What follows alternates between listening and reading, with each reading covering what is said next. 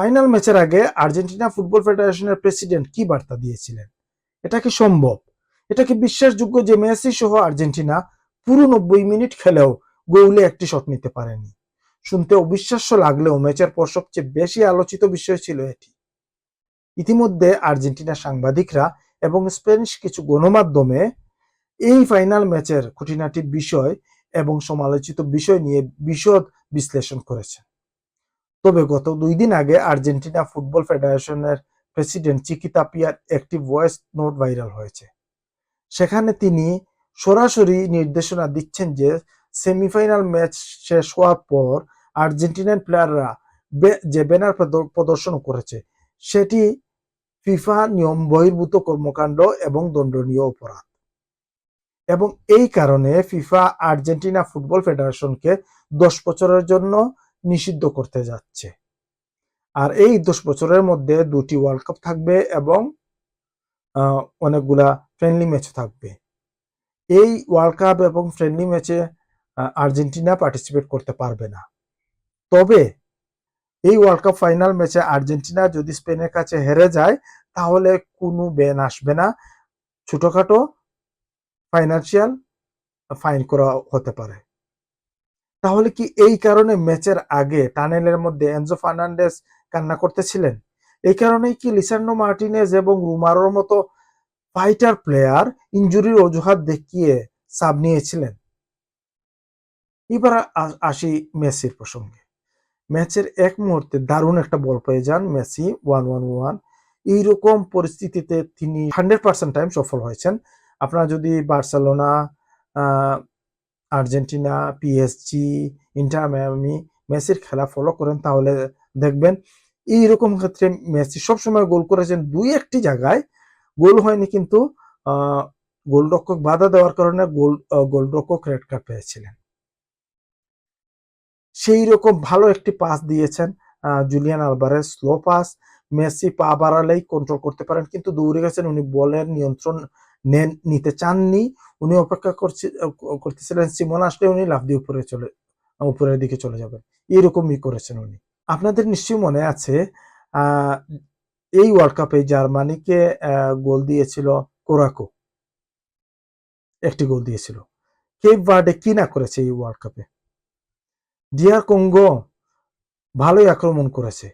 তাহলে কি গতবারের চ্যাম্পিয়ন 90 মিনিট খেলে একটি শটও নিতে পারে না? এটা কি বিশ্বাসযোগ্য? আপনারা কি ভুলে গেছেন আর্জেন্টিনা প্রতিটি ম্যাচে এই ওয়ার্ল্ড কাপে কিভাবে কামব্যাক করেছিল? দুর্দান্ত কামব্যাক ছিল। একটি হলে বলা যেত লাক ফেভার করছে, কিন্তু প্রতিটি ম্যাচে ওরা কামব্যাক করছে এবং ম্যাচকে কিন্তু ট্রাইব্রেকারে যেতে দেয়নি। এক্সট্রা টাইমের ভিতরেই জয়ী হয়েছে, গোল করেছে। এবার আসি রেফারির প্রসঙ্গ নিয়ে। আর্জেন্টিনা ফাউল করেছে 25টি, তার জন্য 5টি হলুদ কার্ড পেয়েছে, একটি রেড কার্ড পেয়েছে। অন্যদিকে স্পেন ফাউল করেছে 21টি, তার জন্য একটি হলুদ কার্ডও নেই, একটি রেড কার্ডও নেই। এমনকি মেসি হার্ট ট্যাকেলের শিকার হয়ে, ফাউলের শিকার হয়ে মাঠে ঘোরাঘুরি খাচ্ছেন, রেফারি কিন্তু খেলা স্টপ করেননি। এই যে দেখুন ভিডিও ফুটেজগুলো, এটা কি ফাউল হয় না? এগুলো কি ইয়েলো কার্ড পাওয়ার মতো ফাউল না? সব মিলিয়ে অনেকেই এই ম্যাচটিকে স্ক্রিপ্টেড বলেছেন। তবে একটি বিষয় মনে রাখা জরুরি, এতদিন পর্যন্ত এসব ছিল গুঞ্জন, কিন্তু এখন এই চিকি তাপিয়ার ভয়েসটা ভাইরাল হওয়ার পরে আবার বিষয়গুলো আলোচনা শুরু হয়েছে। এর আগেও আর্জেন্টিনার কয়েকজন সাংবাদিক এবং একটি ক্লাবের সাবেক মালিক ইঙ্গিত দিয়েছিলেন যে এই ম্যাচের পিছনে অন্য কিছু থাকতে পারে। অনেকেই মনে করেছেন যে 10 বছরের নিষেধাজ্ঞা এড়াতে আর্জেন্টিনা হারতে বাধ্য হয়েছে। যদি সত্যি এমন কিছু ঘটে থাকে তাহলে খেলোয়াড়দের আর কি করার ছিল? তবে এখন পর্যন্ত এসব দাবির কোনো স্বাধীন কিংবা গ্রহণযোগ্য প্রমাণ প্রকাশিত হয়নি।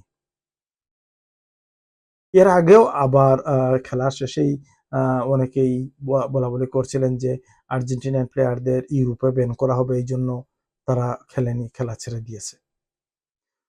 এই প্রসঙ্গে আর্জেন্টিনা ফুটবল ফেডারেশন এবং কোচ স্কলোনিকে জিজ্ঞেস করা হলে তারা অস্বীকার করেন এবং তারা অস্বীকার করতে বাধ্য, তাদের হাত পা বাঁধা। সবশেষে একটি কথাই বলি, আমরা যারা ফুটবল ভালোবাসি, হ্যাঁ, যারা মেসি, নেইমার, রোনালদো কিংবা অন্য কোনো স্টারের খেলা দেখে আমরা উপভোগ করি, আহ, খুব ভালো লাগে, এবং বিশ্বের নানা জায়গা থেকে অনেক মানুষ, হাজার হাজার মানুষ, আমরা ওয়ার্ল্ড কাপের খেলা, বিভিন্ন খেলা দেখতে এক দেশ থেকে অন্য দিকে যাই। যদি এখন ম্যাচের স্বচ্ছতা নিয়ে প্রশ্ন ওঠে, তাহলে বেশি ক্ষতিগ্রস্ত হবে ফুটবল। যদি কোনো নিয়ম ভেঙে থাকে, আর্জেন্টিনা যদি কোনো নিয়ম ভেঙে থাকে, তাহলে নিয়ম অনুযায়ী, ফিফার নিয়ম অনুযায়ী যেইটা শাস্তি আছে ওইটা দেওয়া হোক।